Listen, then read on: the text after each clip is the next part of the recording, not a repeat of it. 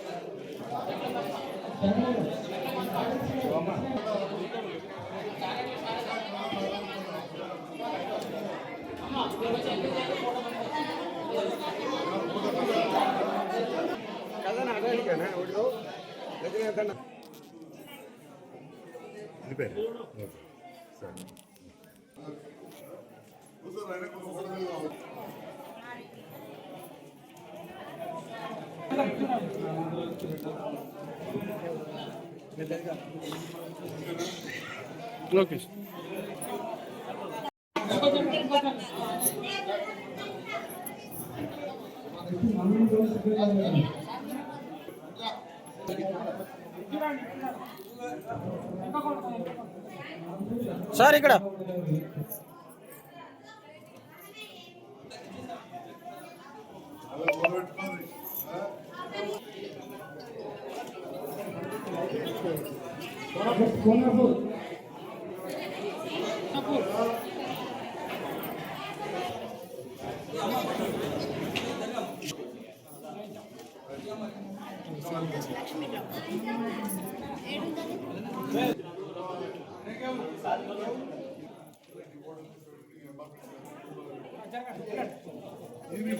Okay sir.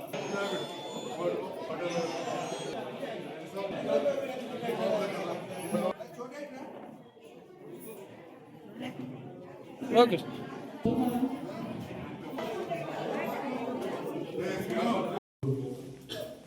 Sarangapuram మండలంలో పేదవాళ్ళు స్థలం నుండి ఇల్లు కట్టుకోలేని పరిస్థితిలో ఉన్నవారిని ప్రజాపాలన దరఖాస్తుల్లో ఎల్లువల్లో వచ్చిన వారు అంటే జాగా ఉండి ఇల్లు లేని వాళ్ళు ఎవరైతే పేదవాళ్ళు ఉంటారో వాళ్ళ లోపల 571 మందిని మనం ఇక్కడ మంజూరు పత్రాలు ఇవ్వడం జరిగింది ఈ రోజుకి వాటితో కలిపి.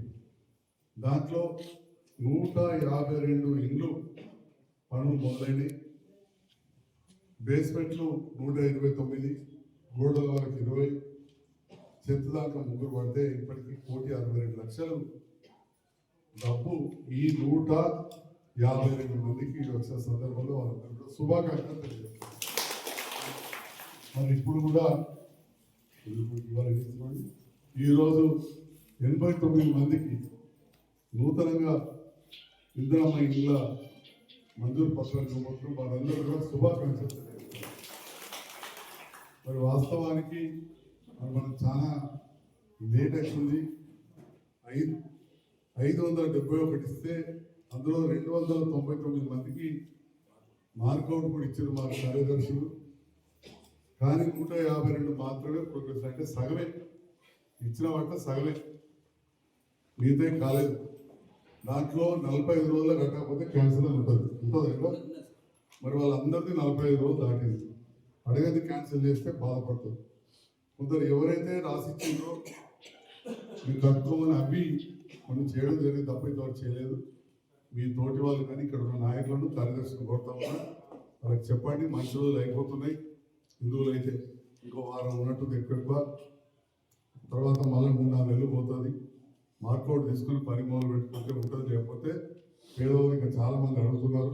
మా నాయకులు కూడా చెప్తున్నారు, నేను చెప్పిన అన్ని చేయలేదు, మా సూపరింటెండెంట్ సార్ మా మాట ఇంటలేడు చేసుకోవాలి అంటున్నారు.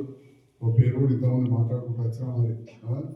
సో వాటి మీద ఖచ్చితంగా ఎంక్వైరీ చేయిస్తామని చెప్పి కూడా ఈ సందర్భంగా తెలియజేస్తా ఉన్నా.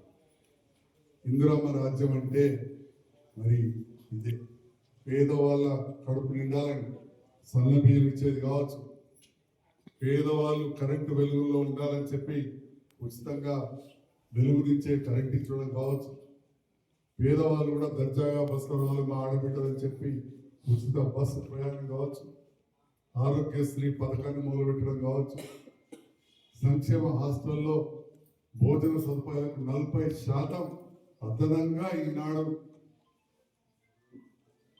మెను పెట్టి మంచి నిధులు మంజూరు చేస్తూ ఉన్నారు.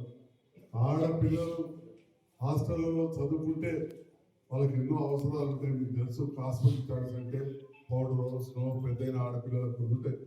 అది దానికోసం అంతకుముందు 70 రూపాయలు ఉంటే 200 రూపాయలు చేసింది. అంటే ఈ రకంగా ఒక సామాన్య రైతు కుటుంబం నుంచి వచ్చిన ముఖ్యమంత్రి గారు ఈరోజు ఇందిరమ్మ రాజ్యంలో కాంగ్రెస్ ప్రభుత్వంలో ముఖ్యమంత్రి ఒకవైపు సంక్షేమం, రెండో వైపు అభివృద్ధి అంటూ ఈ కార్యక్రమాలన్నీ కూడా చేయడం జరుగుతూ ఉంది. అంతకుముందు ఇచ్చే కళ్యాణ లక్ష్మి కూడా ఇస్తా ఉన్నారు.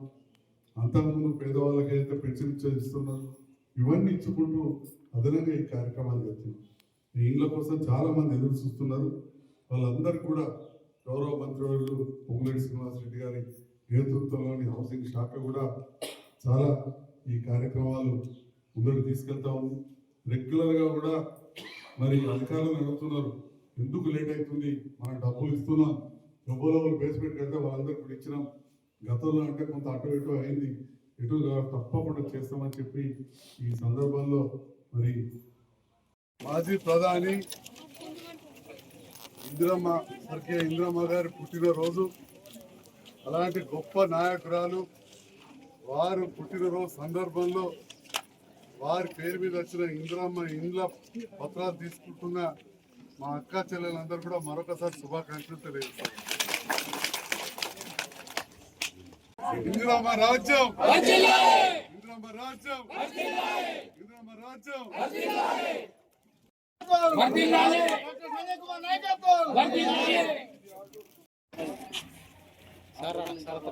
అందరూ ఈనాగండి, ఈనాగుడు సార్.